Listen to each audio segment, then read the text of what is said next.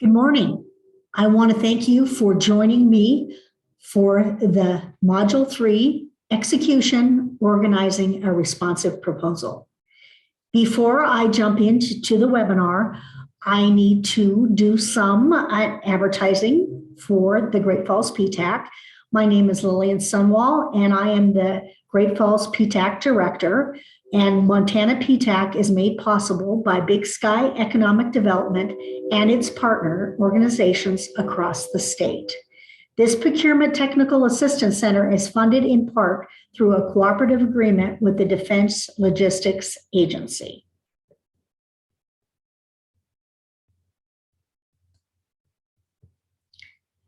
Workshop overview.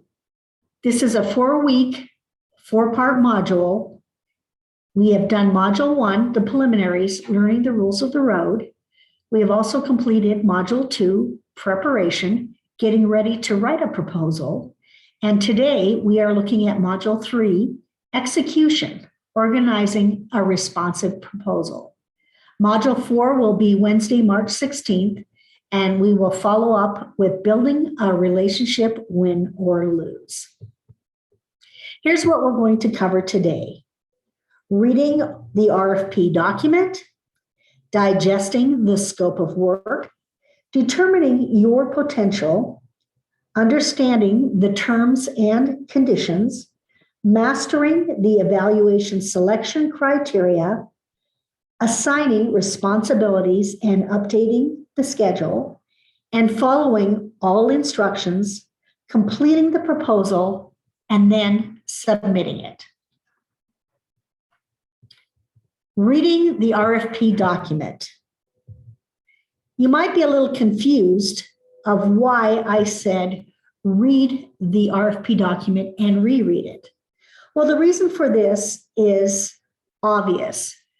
We have a tendency to read something and we may miss something in it. So I always recommend to read and reread it, even up to 3 or 4 times, because what you might have missed the first time, you might get on the second time, and same with the third and the 4th time. Assume nothing. Understand everything. And if given the opportunity, submit questions. Order any specs and standards immediately. And then be aware of the type of solicitation and the type of pricing. And I'll go over those on the next 4 slides. Recognize there are different forms of solicitation documents. Sources sought. This is a market survey by a federal agency, contracting officer, end user, to see if there is enough contractors out there that could bid on or present a proposal on a potential solicitation that they are going to be putting out. This is also, as we talked about before with sources sought, is your opportunity to potentially also eliminate your competition and put it down to maybe a few businesses based on your qualifications and your responses to sources sought. Pre-solicitation. This is usually put out 15 days before the solicitation is posted. It gives you the opportunity to ramp up. Combined synopsis of solicitation. This is also a shorter term bid that they're putting out. It may not be out there as long because they are looking to meet an immediate need. Then there's the solicitation, the request for proposal or RFP, invitation to bid, IFB, and a request for quote, RFQ.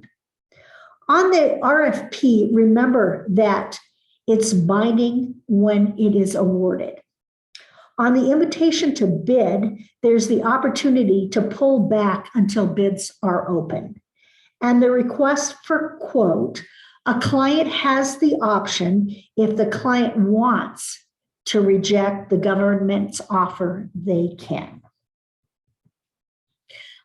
Even though you may not be an architectural or engineering firm, I wanted to put this in there because the process is special for these types of services. For these types of services, you must meet the minimum qualifications before doing anything else. It's a multi-stage process. You submit the bid, the government shortlists the qualified firms or teams. The firms and teams are interviewed and ranked, and then the price is negotiated with any firm or team that's ranked number one. Remember that solicitation is made based on experience handling similar work. Contract price is then negotiated with the highest ranked offerer. And if an agreement can't be reached, the government then will move on to the number two ranked firm or team. So basically, there are two contract types: fixed price, which is the most common, and the government prefers this, and cost. It's used only when cost can't be fixed. And examples of this are cost reimbursement, incentive fee, time and material. So fixed price can sometimes be referred to as a lump sum. Generally speaking, a firm fixed price contract obligates the offerer to perform the work at the price that's indicated in the bid. On the other hand, a cost type contract is used when circumstances do not allow the government to define its requirements sufficiently, or when there are uncertainties involved in contract performance, which do not permit costs to be estimated with sufficient accuracy. And that could be when you are doing research and development type of contracts. So here it shows you risks in relation to contract types. So as you can see to the left, the seller's risk is high. On the right, the buyer's risk is high. On the left, the buyer's risk, of course, is low, and the seller's risk is low on the right. So this shows how a risk shifts to either the government or the contractor based on the various types of contracts. As we look at this scale, on the left, FFP refers to a firm fixed price. FP/EPA refers to a fixed price with an economic price adjustment. And FPI is a fixed cost with an incentive fee. As you can see, these are all fixed prices, and it's high risk for the seller, but for the government, it's low risk. The middle one is T&M, or time and material. There's labor hours and time and material. Then to the right, we're looking at CS, which is cost sharing, CR, which is cost reimbursement, CPIF, which is cost plus incentive fee, CPFF, which is cost plus fixed fee, and the last one is CPPC, which is cost plus percentage of cost. And now this has been determined to be illegal, but it is still listed in the FAR, so I thought I should mention it. Also, as you look at this, this is a lot more riskier for the contractor and very low risk for this is high risk for the government and low risk for the contractor. Digest the statement of work. You want to make sure you can perform all the work. If not, call in others who can assist, and then begin to articulate why you should be awarded the contract. Plan to incorporate this thinking into your proposal, and then be prepared to rate yourself objectively against any evaluation criteria. Remember, we always want to think we are the best at what they do, but there are other companies that can probably do the same as you. So be objective when you rate yourself. Determine your potential. Is the opportunity consistent with your business plan? Or is this in your wheelhouse? Do you have adequate capacity, adequate equipment, and personnel? Do you have or can you acquire sufficient experience? Can you beat the competition? Or do you even know who your competition is? Is the risk manageable? And can you make money? If you can't make money, you shouldn't be bidding on it. And then make a go, no-go decision. I also sent in your packet what's called a go, no-go sheet. It's an Excel spreadsheet with a different bid factor scoring scale, and it gives you the opportunity to see where you rank by answering the bid factors on the left-hand side objectively. It's a great tool to use to decide whether you want to respond to a particular RFP. Understand the terms and conditions. This is often called the boilerplate. You cannot discount their importance. There's no shortcuts. Read the terms and conditions at least once. And if you don't understand something, do your research. Find out what it means. Remember, the government expects you to understand all of the terms and conditions. And when you submit your response to an RFP, you are agreeing to all the terms and conditions. And if you can't meet all of them, that could really affect the outcome of your contract.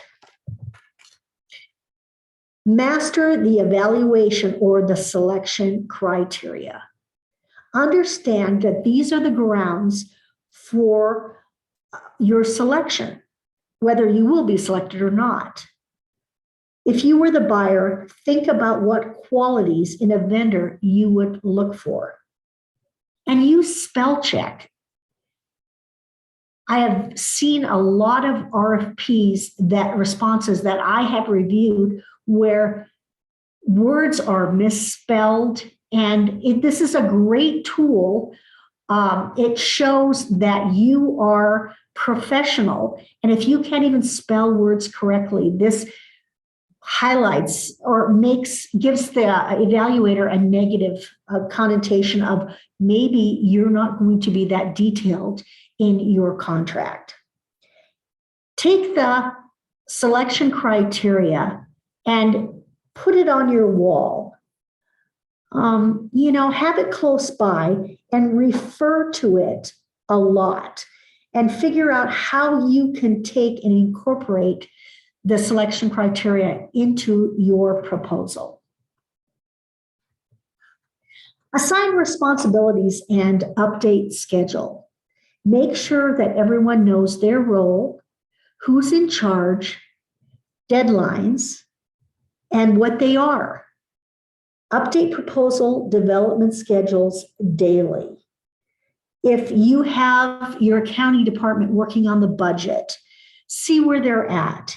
If you have someone putting together the resumes or the experience of those that are going to be working on the contract, check in with them. If you have someone who's going to be writing the narrative, see where they are at, see if they need some help.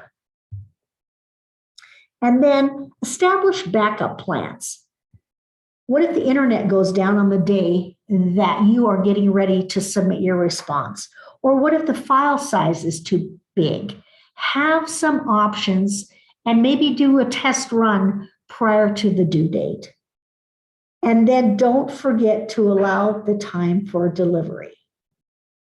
I've also included a Gantt chart as a document to use for proposal preparation and the schedule.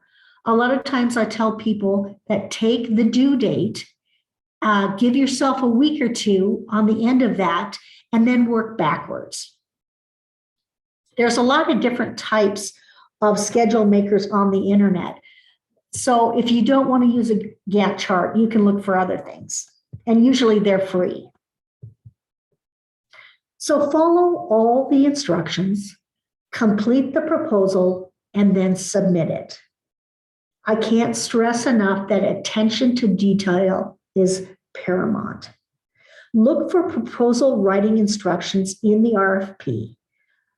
Section L or Section M is usually where the instructions are in a federal RFP. Remember that your proposal will be judged now as your work later. And a reminder, don't give the government more than they ask for. So if the requirement is to answer 10 questions, answer 10, not 9, not 11. And you cannot be late. RFP best practices are that the solicitation is due 24 hours before the deadline. And for additional requirements, you can look up in the FAR clause 15.208B. So I have also sent you 2 different documents. The first one is called Proposal Writing Tips, and the second one is called 10 Insights About How Proposal Reviewers Operate. So the first one is just a really great document that kind of gives you reminders of proposal writing tips. We're not here to teach you basic English, and you don't have time to learn English during the proposal preparation process. If you have a great writer in your organization, have them write the narrative. If you don't, look for an English teacher who's looking to make a little extra money, and have them do the writing for you. So as we look at this, one of the things I want to highlight on this sheet is make your point first, your topic sentence, and then explain it. There's a lot of really good instructions. Number 6, use graphics, but use them sparingly. If they don't emphasize a point, don't use them. And then use simple and short declarative sentences. Avoid trite claims like world class, best of breed, exceptionally, uniquely, especially if you cannot prove it. And then one of the last things I want to kind of highlight is the statement at the very bottom under question number 10 or point number 10. Assume your proposal is the 20th proposal being read at 11 p.m. and then assume that you're evaluating all 20 proposals.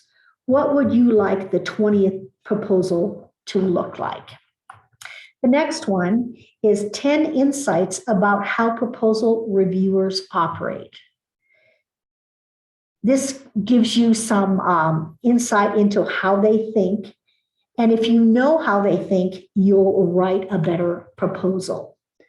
So one of the things, too, I wanted to emphasize on this page is number 4. Remember that evaluators focus on the executive summary. So make it short but complete. Number 6, reviewers laugh out loud at trite statements and unsupported claims. And I can say this is very true because I've sat with a group of people who have gone through RFP response after response. And sometimes we sit and look at some of them and just go, are you kidding me? And a lot of times we won't move forward with reading the rest of it. So be very careful about what you put in there about trite statements and unsupported claims.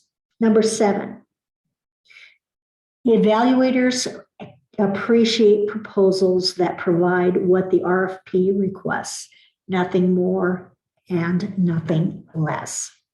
So take these, you can do with them what you want, but I just thought they would be good informational tips and insights for your RFP process.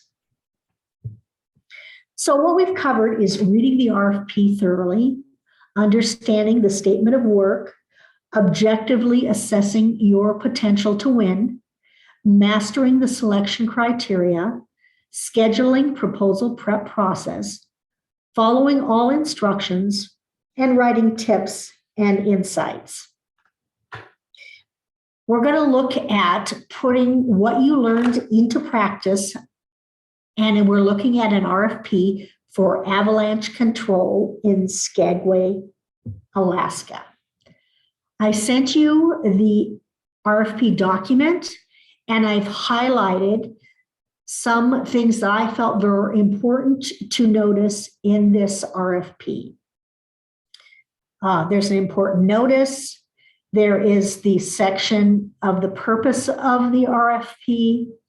There is section 108 of the return instructions, including the deliverables. Also looking at the proposal format and content that they are looking for, proposal transmittal information, technical component, cost proposal, and then the experience and qualifications or the selection criteria. So the actual RFP, Avalanche Control. This is kind of an unusual RFP, but I want you to look at it and look at these, answer these questions. And the first one I would say is, what must be done to make sure that you receive amendments to the RFP? If you look at this, at the very beginning, it talks about how interested vendors must register with the state's DOT procurement office to ensure that they are sent any amendments to the RFP. So they're not going to automatically send them to you. You have to actually register in order to get these. They're not going to pop up in sam.gov under contract opportunities. So make sure that you register is what they're telling you. Question number 2, since this works simply involves avalanche forecasting, no one actually has to be on site, correct? The RFP says, no, the avalanche specialist is to be on location in Skagway, Alaska, and on the Klondike Highway during the winter period from January 15th through May 15th each year. Furthermore, the deliverables section of the RFP requires execution of 12 different sets of responsibility. So if you have no interest in going to Skagway, Alaska, and especially in the winter, you would not respond to this RFP. That might be a factor for you. Number 3, is emailing the proposal okay? No. The RFP requires 1 hard copy and 2 flash drives, with only the cost proposal on the second flash drive. Furthermore, the RFP requires the cost proposal included with the package must be sealed separately from the rest of the proposal and must be clearly identified. Number 4, since the state is going to hold discussions and negotiations, can I use these steps to clean up any shortcomings in my proposal? Well, I wouldn't count on that. The RFP states that discussions will only be held with offerers who have submitted a proposal deemed reasonably susceptible for award. So that's one thing to take into effect. But RFPs, even though they may be a great RFP and you have a lot of the things they are looking for, they might be willing to negotiate with you on certain areas, and ask you questions about it. But if you can't submit a good proposal up front, then I probably wouldn't bid on this or respond to this RFP. Another thing to understand is while the services called for in this RFP may be unusual, the level of detail specified in this is typical of most government RFPs. And remember, no matter what a solicitation may call for, it's very important for vendors to read all of the work description and all of the proposal preparation or submittal instructions to make sure they understand what is to be done, how, and under what conditions. Note, for example, that this RFP states, please take into consideration that due to weather, scheduling, and location, there is no overnight delivery service to Juneau, Alaska. So I know that this was not a lot of time to go through this RFP. So take the time on your own to look at these questions and also to go through that RFP, become familiar with it, and then you'll get an idea of what some other RFPs will look like. But remember that there is not an RFP response template. Each RFP is different. It's going to ask for different things. The statement of work, the selection criteria, the deliverables will all be different. So make sure that you read the RFP, read it once, twice, 3, 4 times, so that you will be very well aware on whether or not you want to respond to the RFP. Next week, we're looking at the one module remaining, which is module 4, follow-up, building a relationship, win or lose. We're going to talk about if you submitted an RFP response and you were not selected, how you can find out how your proposal did. You know, what did you do well? What did you not do well? And how to go about learning from this experience so that you can write a better proposal next time. If you have any questions after this webinar is concluded, you can contact either myself or Shannon to ask any questions. Or if you want one-on-one training in certain areas, we'd be more than happy to do that. Thank you for taking the time to attend this webinar today.